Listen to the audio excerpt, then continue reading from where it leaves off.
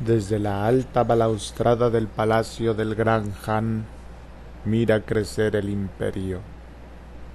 La primera en dilatarse había sido la línea de los confines, englobando los territorios conquistados, pero la avanzada de los regimientos encontraba comarcas semidesiertas, míseras aldeas de cabañas, aguasales donde se daba mal el arroz, poblaciones enflaquecidas, ríos secos, cañas. Es hora de que mi imperio, ya demasiado crecido hacia afuera, pensaba el Han, empiece a crecer hacia adentro.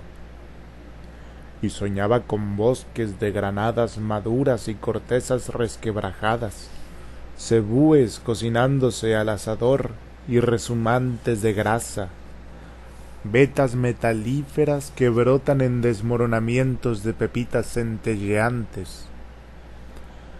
Ahora muchas estaciones de abundancia han colmado los graneros. Los ríos en su crecida han arrastrado bosques de vigas destinadas a sostener los techos de bronce de templos y palacios. Caravanas de esclavos han desplazado montañas de mármol serpentina a través del continente. El gran Han contempla un imperio cubierto de ciudades que pesan sobre la tierra y sobre los hombres, abarrotado de riquezas y pletórico, recargado de ornamentos y de misiones, complicado por mecanismos y jerarquías, hinchado, tenso, turbio.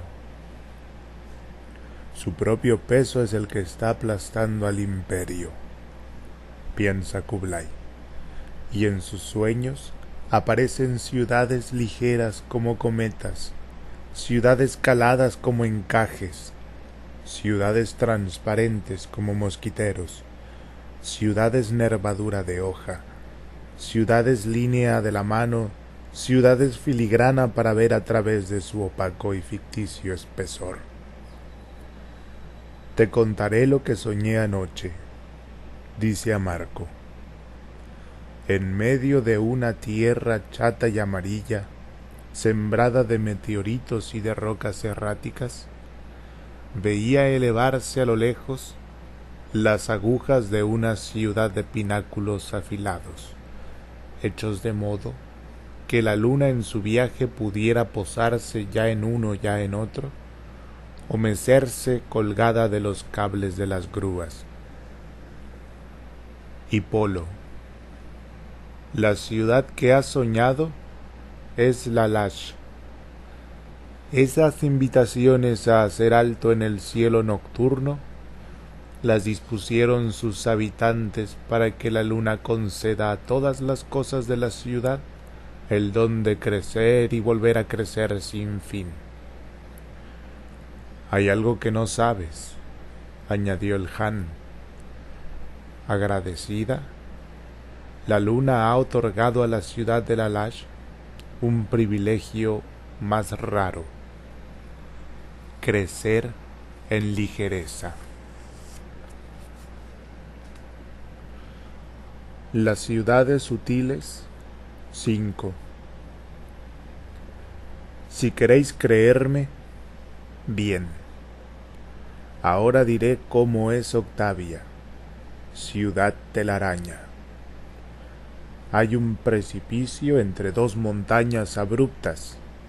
La ciudad está en el vacío, atada a las dos crestas por cuerdas y cadenas y pasarelas. Uno camina por los travesaños de madera, cuidando de no poner el pie en los intervalos, o se aferra a las mallas de una red de cáñamo. Abajo no hay nada en cientos y cientos de metros. Pasa alguna nube, se entrevé más abajo el fondo del despeñadero. Esta es la base de la ciudad, una red que sirve para pasar y para sostener. Todo lo demás en vez de alzarse encima, cuelga hacia abajo. Escalas de cuerda, hamacas, casas en forma de bolsa, percheros, terrazas como navecillas, odres de agua, picos de gas, asadores, cestos colgados de cordeles, montacargas, duchas, trapecios y anillas para juegos, teleféricos, lámparas de luces, tiestos con plantas de follaje colgante. Suspendida en el abismo, la vida de los habitantes de Octavia es menos incierta que en otras ciudades. Sabe que la resistencia de la red tiene un límite.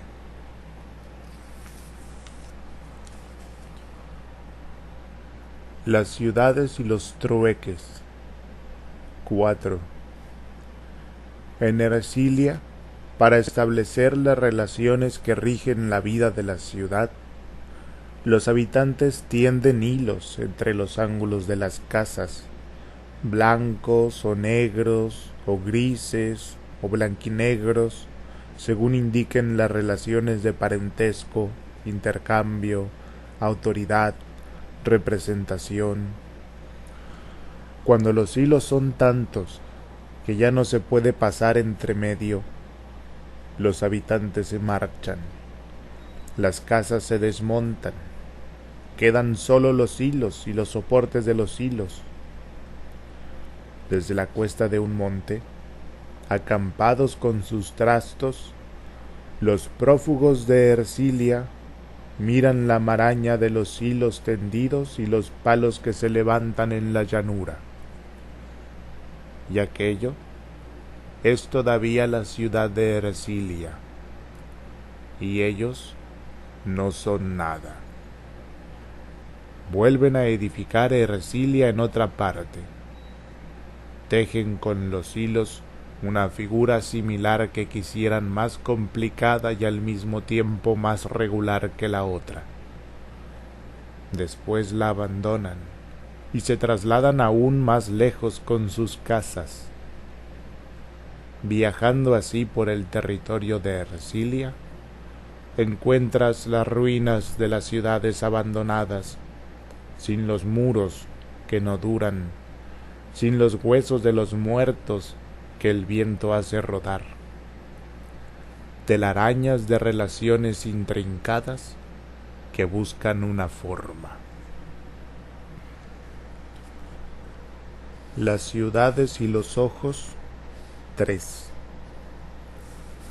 Después de andar 7 días a través de boscajes, el que va a Baucis no consigue verla y ha llegado. Los finos zancos que se alzan del suelo a gran distancia uno de otro y se pierden entre las nubes, sostienen la ciudad. Se sube por escalerillas. Los habitantes rara vez se muestran en tierra. Tienen arriba todo lo necesario y prefieren no bajar. Nada de la ciudad toca el suelo, salvo las largas patas de flamenco en que se apoya, y en los días luminosos, una sombra calada y angulosa que se dibuja en el follaje. 3 hipótesis circulan sobre los habitantes de Baucis: que odian la tierra, que la respetan al punto de evitar todo contacto, que la aman tal como era antes de ellos, y con largavistas y telescopios apuntando hacia abajo, no se cansan de pasarle revista, hoja por hoja, piedra por piedra, hormiga por hormiga, contemplando fascinados su propia ausencia.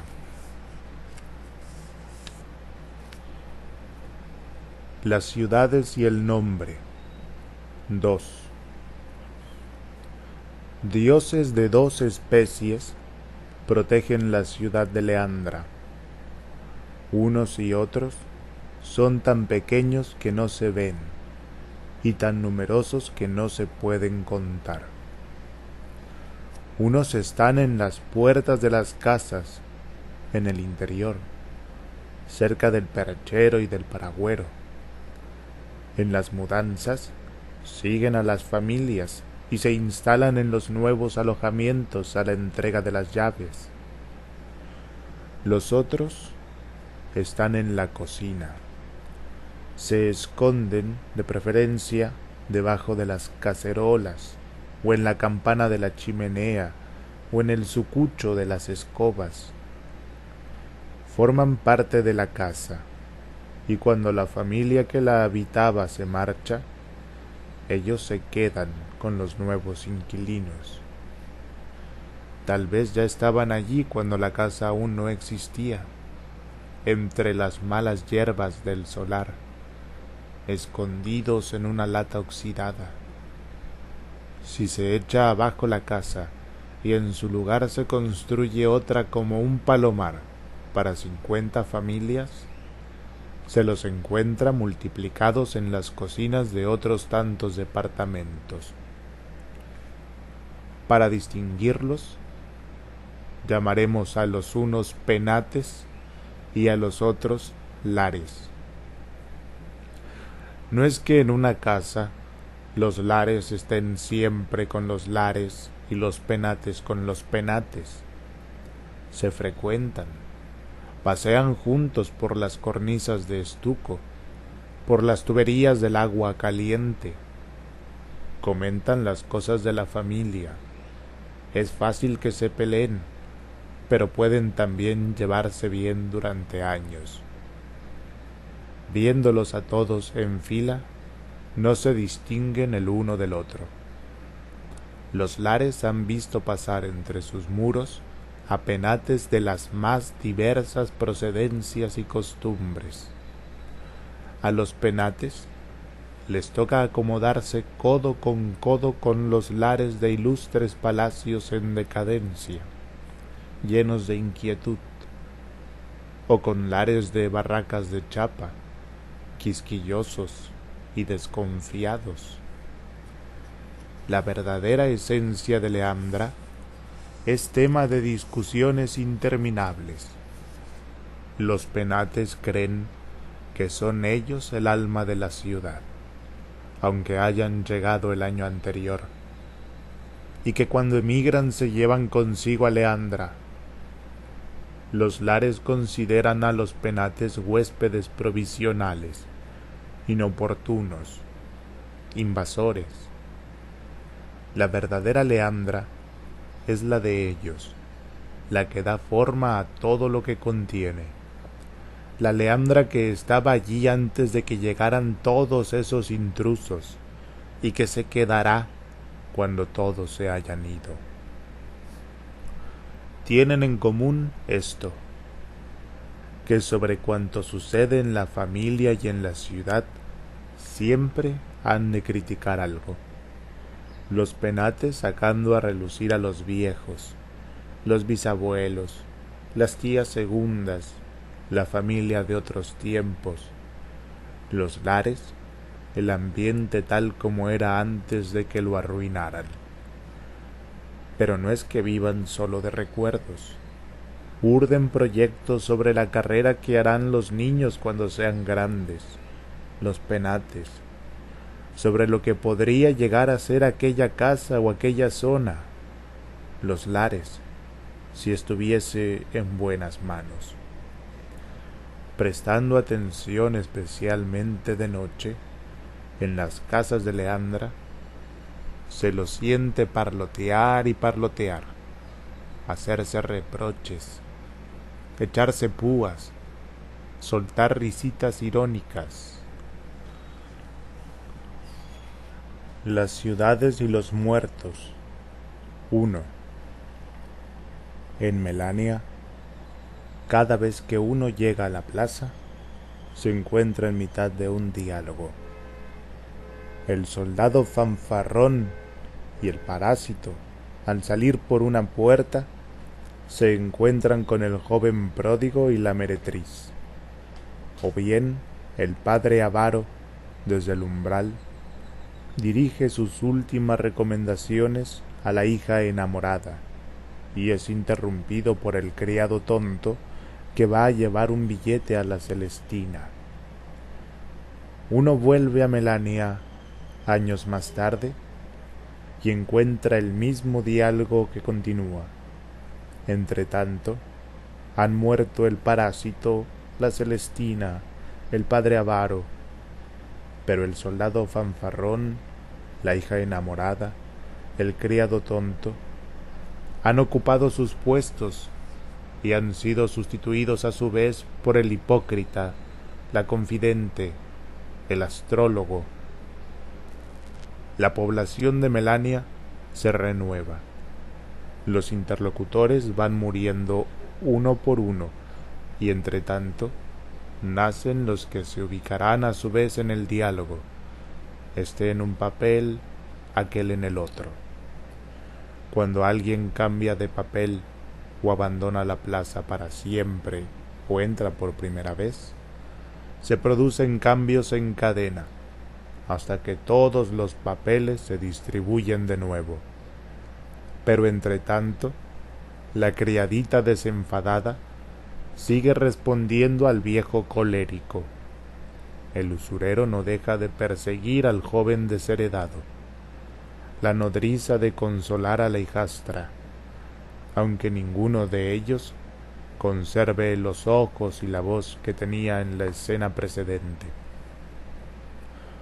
Sucede a veces que en un interlocutor desempeñe al mismo tiempo dos o más papeles: tirano, benefactor, mensajero, o que un papel se desdoble, se multiplique, se atribuya a 100, a 1000 habitantes de Melania, 3000 para el hipócrita, 30.000 para el gorrón, 100.000 hijos de reyes caídos en desgracia que esperan su reconocimiento. Con el paso del tiempo, incluso los papeles no son exactamente los mismos de antes. Es cierto que la acción que impulsan a través de intrigas y golpes de escena lleva a algún desenlace final, que sigue acercándose aun cuando la madeja parezca enredarse más y aumentar los obstáculos. El que se asoma a la plaza en momentos sucesivos comprende que de un acto a otro el diálogo cambia, aunque las vidas de los habitantes de Melania sean demasiado breves para advertirlo. Marco Polo describe un puente, piedra por piedra. Pero, ¿cuál es la piedra que sostiene el puente?, pregunta Kublai Khan. El puente no está sostenido por esta piedra o por aquella, responde Marco, sino por la línea del arco que ellas forman. Kublai permanece silencioso, reflexionando. Después añade: ¿por qué me hablas de las piedras? Lo único que me importa es el arco. Polo responde: sin piedras no hay arco.